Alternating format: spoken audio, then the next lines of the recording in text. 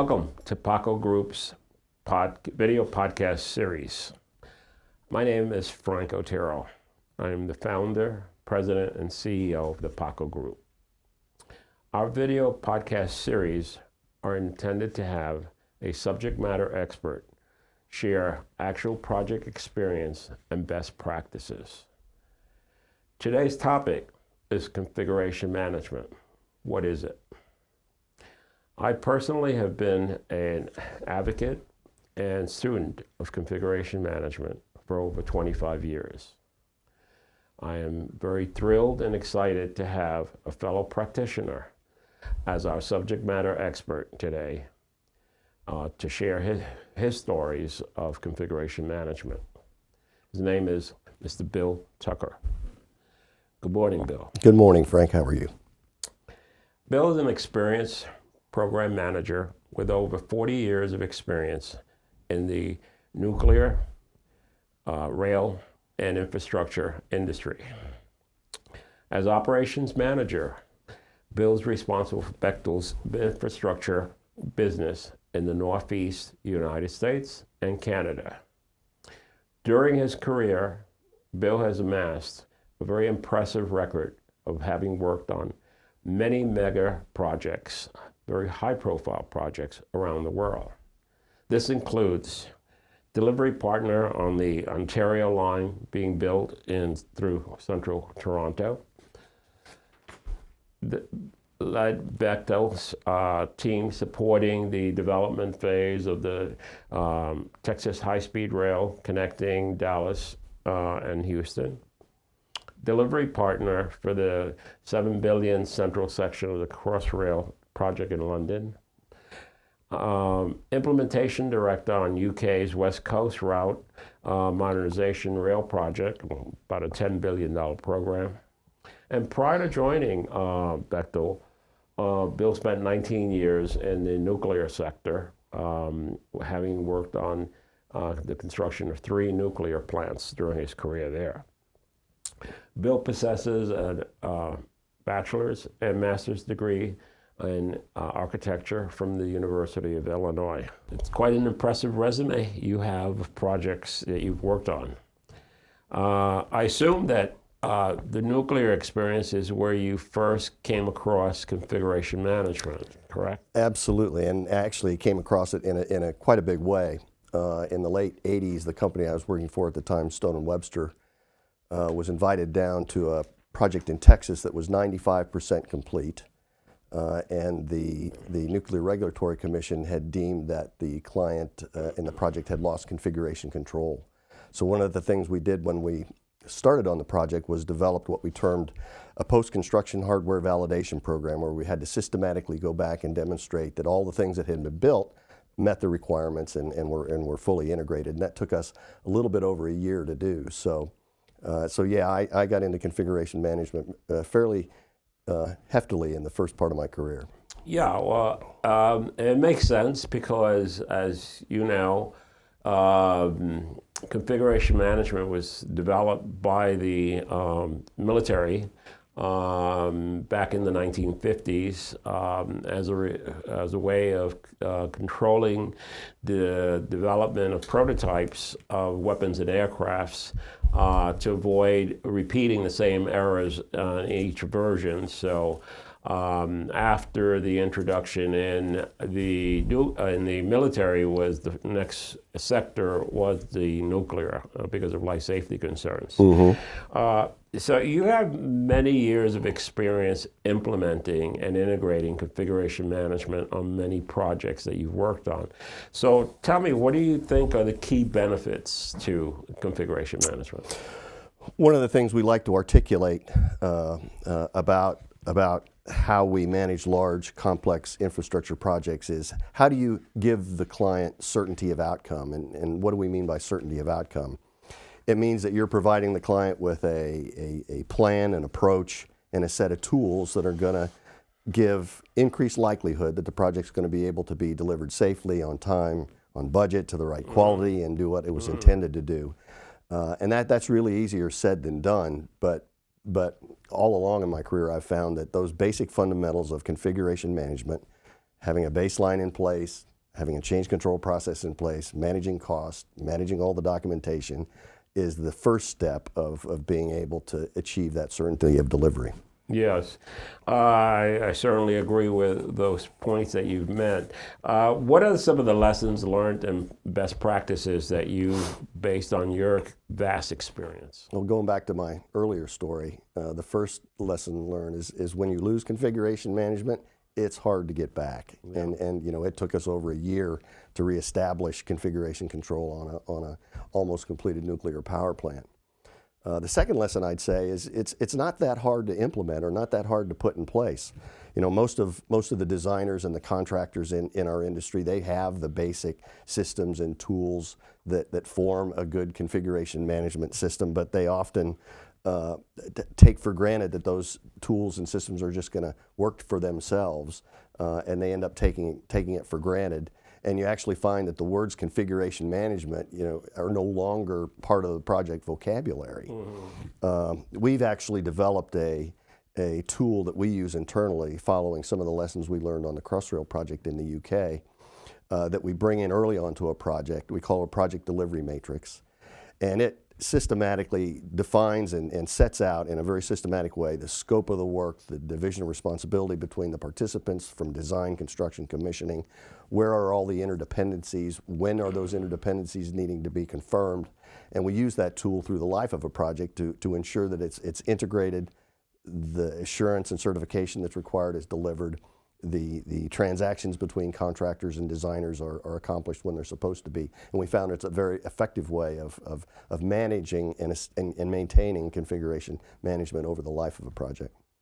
So I gather that at Bechtel, configuration management is a standard in your project management delivery process? Indeed. We have a corporate standard on configuration management, and each of our 4 business lines has implemented that standard as it would apply for the type of work that each of the business lines does. Oh, okay. That's very interesting. Do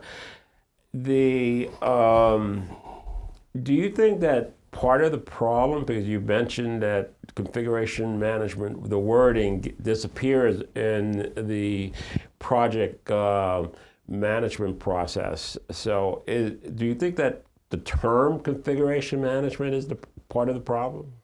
I personally like the term configuration management. Maybe it's because I'm so used to it, and I don't necessarily like to pigeonhole definitions of what that means. I speak more often about design and systems integration, which is kind of a cornerstone of configuration management, and getting that integration is a byproduct of good configuration management. I had to look it up, Frank, in Wikipedia. They define configuration management as a systems engineering process for establishing and maintaining a product's performance, functional and physical attributes, with its requirements, design, and operational information throughout its life. Well, in my world, that product is a design and construction project. And what we need to do is be able to deliver the asset or the sets of asset that the client is looking for in a manner that lets it do what it's supposed to do. Like in our case, safely moving people from one place to another in a train. Why has the construction industry been so hesitant to fully embrace configuration when you take into consideration that most of our projects, unfortunately, do not get completed on budget and on schedule? So configuration management is not a panacea, but it's certainly another significant tool that could help mitigate the impact that design and construction contract changes have on a project. I think if you polled the industry, you would probably get answers that they all say they do embrace configuration management, and it's an integral part of what they do, and it's an integral part of what clients expect from companies when they come to deliver large, complex infrastructure projects or other projects. And I think so. Therefore, it's a question of how do they, like as I said earlier, not take it for granted. The tools and the systems aren't going to deliver configuration management. It's the people who provide input into the tools and the systems and use the output from those tools and systems that ultimately make a project successful or not. You mentioned earlier about the origins of configuration management in the aviation industry. And I can recall as a college student going and visiting a Lockheed Martin plant that was manufacturing F-16 fighter jets, and I was just fascinated by the way in which at that time they used very early computer-aided design to literally translate the design into robotics that were manufacturing and assembling those fighter jets, and I was just enthralled by it. And so yes, and you think about the need for configuration management on a F-16 fighter jet, you recognize the value of it. Well, I agree with your assessment that the industry may respond by saying that they do configuration management because baseline management is a standard practice, change management, document management, so on and so forth, in terms of the 4 pillars of configuration management. But what I have not seen is the understanding that they have to be dependent on one another and not be independent processes. So the integration of those 4 processes into a robust management reporting process is what I think has failed in our industry in terms of achieving the full benefits that configuration control has. I would agree with that. I've always likened what we do. I'll make an analogy to an orchestra. And if having a baseline is your percussion and having change control as your woodwinds and having good document management as your brass, those by themselves don't make the music sound good. There has to be an orchestration and there has to be a sheet music, and everybody needs to understand where you're at in the score and what the tempo is and what the conductor is, or the project manager in my analogy is doing to help integrate all of that together so that you're making music rather than a bunch of noise. Right. And so I've always adopted that approach with my teams, that we have to take all of those elements and that form good practice in the different parts, but they all have to work together and they all have to be in sync. Otherwise, you're not going to get the result that you want. Right. And especially when you consider that large, complex, multi-phase, multi-contract projects are long-term. You're talking about 5, 10, 15 plus years. And the people on that project change so the idea that you are able to go back and recreate history is very important, because the project manager or senior designer or various players are not going to be around for the full duration. But their decisions that they made when they were there are critical to be able for the next person to go back and understand why those decisions were being made and the impacts that those decisions were made. And it's not only individuals, it's companies. So on a big rail infrastructure project, you'll have tunneling contractors that complete work, assure it, and hand custody of that asset over to a civil contractor who's building out station box, who in turn puts it into a station's fit-out contractor, who then turns it over to the rail contractor, who's ultimately going to get a railroad running through it. So by the time the rail contractor comes and gets that package of information about what it is he's inheriting from these 3 previous contracts, if it's not crystal clear and correct, you're into all kinds of problems. Right. So being able at the beginning of a project to be able to map that out, understand where those key transactions are, what are the deliverables and the things that are going to have to be needed in those transactions, allows you to pass custody of that configuration management through the supply chain as you evolve over those 10 years. Well, it's so refreshing when you have a fellow practitioner talking about it, because what surprises me is that I'll ask people, what is configuration management? And I can ask 10 people and I'll get 10 different answers. And configuration management has been around for 75 years. So what is it that is lacking in terms of understanding what configuration management is within our industry? As I said before, it's a matter of people have too much faith in their tools and systems, and that they're just going to make it happen. You know, we put this wonderful digital strategy in place, and suddenly it's going to magically make everything happen. And that's really not the case. It still takes people. And so I've always been one that says, you know, you've got to sit down with those who are involved as early as you can and plot your course and make those decisions early on. So you give yourself a chance of success. Too often we rush into projects. We think, oh, that's assurance, and you know, that document management is going to take itself. Oh, that configuration management, that's for the project controls guys.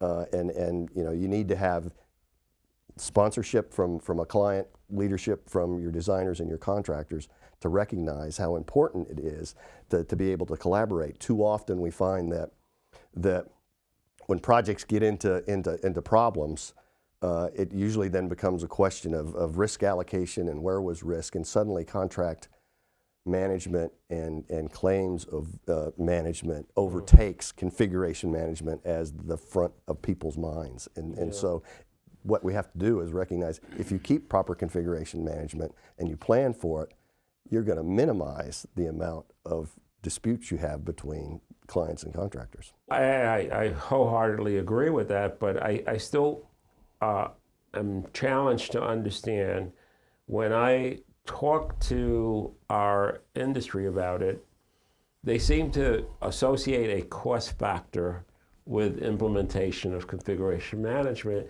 and if the owner is not willing to pay for it, they're not willing to invest in it, which, as we both have agreed, all firms use the different pillars and principles of configuration control. So we're not introducing anything that is not currently being in their toolbox anyway. But there just seems to be something missing. I don't know. I refer to it as, what is the exposed nerve that needs to be touched in order for the light bulb to go off?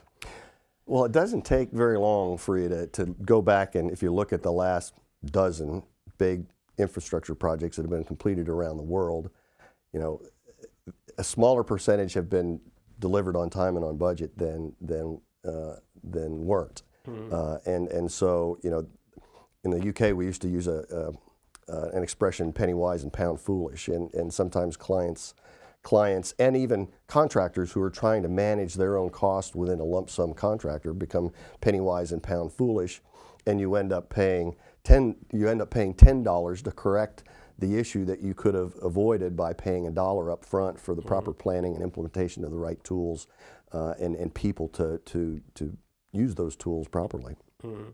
Well, and based on my own personal experience, one of the things that I have found is that all too often there is a disconnect between the owner's expectations on the project in terms of the contract deliverables versus the selected contractor or consultant. And every time that we have implemented a reconciliation process of the contract deliverables, we inevitably find that the owner's expectations are much greater than what the contractor or consultant has proposed on. So when you start with a relationship where there's a disconnect, it only obviously is going to lead to some issue at some point during the project, because the owner is going to be expecting. So I advocate for a reconciliation early, shortly after the selection process of who's the winning contractor or consultant is, to ensure that we all agree what the baseline contract deliverables are. What do you think about that? Oh, I agree wholeheartedly. That's exactly what we do. We also take a step back, and where we're either a program manager supporting a client or a contractor bidding, you know, one of the first things we look at is what has the client specified in terms of the processes for configuration management, for system safety and assurance, and and the ultimate commissioning and handover of the asset that you're creating. And it takes that initial conversation at the first project kickoff meeting to include that as one of the key activities that you need to do with the contractor, not only to validate their schedule, because oftentimes we find that the work that's required to do this is overlooked in a designer's and a contractor's schedule. They suddenly say they're done, you peel back the onion and you realize they aren't, and here you got 3 months trying to backfit what should have been systematically put in place over the course of the design or the construction period that you're talking about. Well, Bechtel is kind of unique in the sense that you've embraced configuration management, and I guess it's because of your history as more of a contractor and then a consultant, so you understand the value proposition. And what happens in a situation where you do a reconciliation of the baseline contract deliverables and there's a disconnect between what you bid on and what the owner expects? Well, how will you resolve that? Well, the first thing you do is don't ignore it. that often happens too. It goes into the ostrich. If I don't think about this and bury my head in the sand, I'll come up and it'll be gone. But that's not. Come back. It's not the case. And so you have to be very forthright and transparent with your client and the team to say where you do have those disconnects, how do we resolve them? Because again, while it may have a little bit of pain to resolve it on day one, if you wait until day 100, it's a lot more pain. Yep. And there's only been one agency that I'm aware of that fully embraced configuration management and required it of the consultants and contractors. We talked about maybe why the consultant contractor community has not embraced it, but how about from the agency side? They're the ones paying for the project. What would it take to maybe educate the agencies as to the benefits of configuration? Well, I think that probably has as a couple of threads to follow, and yeah, I agree that clients believe they're going to get it just because they've put a few words in their contracts, and in fact that's not the case. So educating the client is one. The other aspect that I've seen is I'm not quite sure, because it's been a long time since I've been in university, how the concept of configuration management has been woven into the current day curriculums for architects and engineers and construction managers who are going through university and training schools right now, and to get that fundamental understanding of what it is and what a foundation it has for good project execution and good project management, I think is important. So making sure we're educating our youth is also important. And the last area there is, again, don't be fooled by the thought that you've got these wonderful digital tools and they're going to make it all happen, because at the end of the day, they're only things that people use, and it's the people, the client, and the people executing the project that make it successful. Yeah, no, I fully agree with that assessment. And in terms of the educational side, yes, I have done as a guest speaker at a couple of different universities in terms of talking about configuration management, because it's not problems on projects are not taught at school. Every project gets designed and built, and these are the way that you do it. But some of the real world issues that occur on a project are not necessarily part of the curriculum. Well, this has been a very engaging conversation. It's certainly one that's very dear to me. I hope that the audience has enjoyed this discussion and Bill's what he has had to share about his experience and what he views as the benefits of configuration management. I want to thank Bill. Thank you, Frank. Pleasure. Yeah, thank you. I enjoyed the chat, and I look forward to hearing the follow-up in your next video cast. Okay. Well, thank you, and thank you, audience.